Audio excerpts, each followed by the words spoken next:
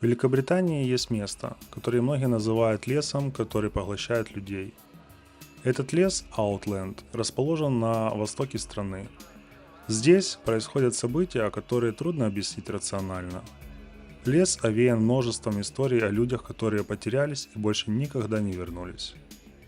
Одной из самых известных является история 1963 года, когда группа студентов, отправившихся в поход в лес, исчезла без следа.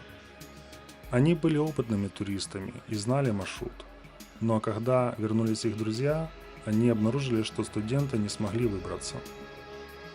Экстренные службы начали поиски, но, несмотря на всю подготовку, ни одного следа не было найдено. Команда возвращалась в лес несколько раз, но с каждым разом лес становился все более непроходимым. Через несколько недель поисков было решено прекратить операцию, но все же одна деталь не дает покоя до сих пор. Оказавшись в центре леса, один из поисковиков отметил странную особенность. Все деревья в этом участке были расположены в странной форме, как будто направлены внутрь леса.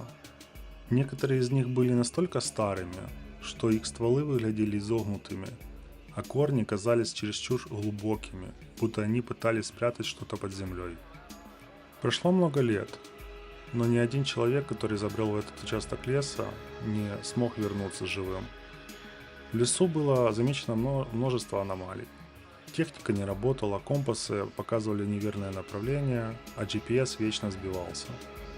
Местные жители уверены, что в этом лесу живут силы, о которых они не знают.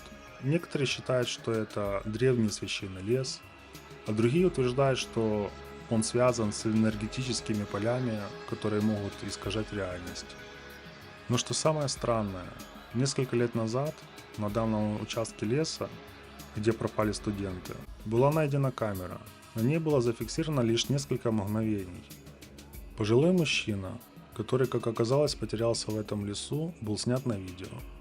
Его глаза были полны страха, и в его голосе было что-то, что невозможно объяснить. Но самое странное, его лицо не соответствовало его возрасту.